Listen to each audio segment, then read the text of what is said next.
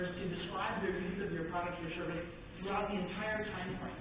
And by asking them for this broad perspective of time, we get much richer understanding of the set of problems that they're trying to solve. Because we use software differently at different time frames. We have a game called Show and Tell. People show us how they use the product. That's all about it. We have a game called Be in My Shadow, where you're literally shadowing your customers. It's a form of ethnographic research. We have a game that we call Give Them a Hot Tub, which uses outrageous features of a product to help determine the boundaries of the product and understand how those features transform those features into something useful. We have a game called Prune the Product Tree. I'll come to that one in a bit. We have a game called 2020 Vision, which helps people prioritize the benefits that they're seeking in a product. We have a game called The Apprentice. It's kind of like dog fooding. It's doing the work of your customer. Finally, we have a game called Remember the Future, where you project yourself into the future and you remember a successful past.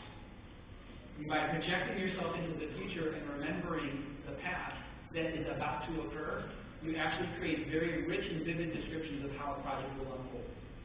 So I want to talk about some of these in a little greater detail. There's three games that are at kind of the heart of what software people do. We have to prioritize, right? Because 9 times out of 10, they give you this much work to do and this much time to do it, or they give you this much work to do and this much money to do it, or is that just me? Just me? You too?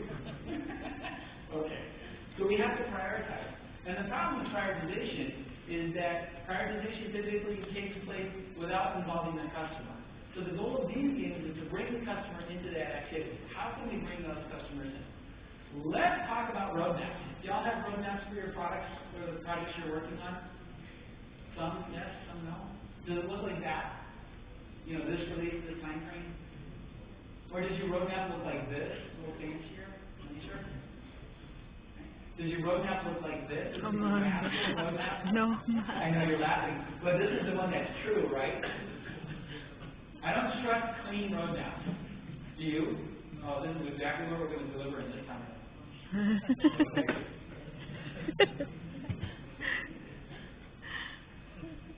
And it's even fancy. It's marketing. Marketing. That's good. This is true. Right? Yeah, I love this one. I got some stuff on this. This is an actual idea of the client roadmap. Marketing is saying, here, I want this feature, but it could be here or here that I want it. Right? And then marketing goes, well, but I know I want this one here, and you drop down, and that's an actual question mark, because development doesn't know how to build it. Well, it's okay, because it's a year in the future. And it is okay, because it is a year in the future. And a lot changes in a year. But this is a truthful roadmap, because it was built through collaboration. It was built through marketing and engineering development working together to create a representation of the future that is in fact informative and is in fact useful, as opposed to something that is just perfect. Because we don't believe it when it's perfect. We believe it when it's messy. Everybody. Hey, I got 4 kids. I'm used to that. Okay. Now, how did you create the roadmap? And did you create it using techniques like this? And what is this? What are these people doing? They're actually playing the game, Prune the Product Tree.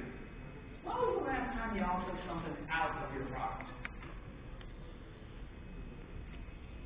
What a stunningly dumb question. We just add features. Why would we take them away? And yet, if you think about fruit trees, they will not grow and bear fruit if you do not prune them. If you prune a fruit tree, if you prune a rose bush, you will get better fruit and better flowers. So can we leverage that metaphor in the development of how our product should evolve, our sub-product should evolve?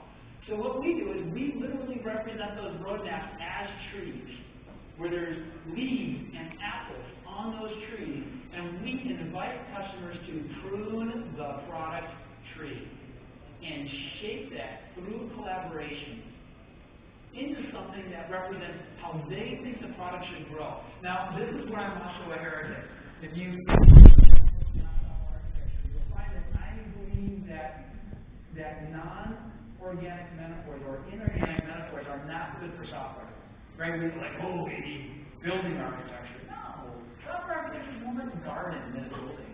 Right? You plant it and then you weed it. You get the bugs out. I'm serious. I'm very serious about this. I feel very deeply about it. I think all of the work that architects do in the non-software world does not translate as well as software people think it does. And I think our world is very dynamic. I think our world is very organic. So let's use metaphors that represent that, and let's see what we can do about that, and let's see what happens when we do that. Now, this is a version of the game that's done in person. And if you are meeting with your customer, here's my most important message of the entire talk. You can do this. You do not have to hire an NPOs. You do not have to hire a fancy consultant. You can do this. Walk up to the whiteboard, draw a tree, go to the, by the way, to get the materials, we go to the teachers' school supply stores. So I don't know how that would translate in Mexico, but we go to elementary school supply stores. Does it translate? Okay. And we buy apples. No, just buy apples. Write your product futures, write your roadmap, write your ideas, put them on the tree and let your customers change it. I guarantee you'll be surprised, and they will be happy, and so will you. Now, what would happen, though, if your customers are distributed, or you couldn't bring them together in person because of expense? Because they do have to come together. Well, then you can do this online. And if you were to do this online, you might say, I want a library of trees. I want to draw overlays of where the items are placed. So think of this as a transparent overlay on the tree, and I want to know where items are placed. You would place your initial items onto the tree, and then while people are playing the game, it's a real-time visual wiki. That's the best way I can describe this. This is the software that we built. So there's a tree, and over there's a palette of items. If you drag your item onto the tree, it will appear on everyone's browser in real time. And if I don't like what you did, I'll take it away. So we're trying to mimic online the collaborative behavior. Again, I want to stress, only 8 people at a time can play. Because after 8, you do not collaborate. There's a massively huge difference between, oh, I've got 3,000 LinkedIn friends or Facebook friends that I never actually work with, versus deep, thoughtful collaboration. Deep, thoughtful collaboration does not happen over 8 people. It doesn't. If you want to know why, send me an email and I'll send you gobs of research about this. Meaningful, powerful, in-depth arguments and conversations do not happen among thousands of people. They happen in small groups. So our system is designed to support small group collaboration, very rich and very meaningful. I'll talk about how we feel in a minute.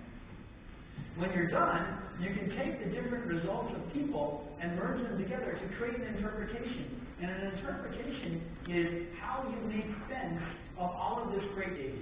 And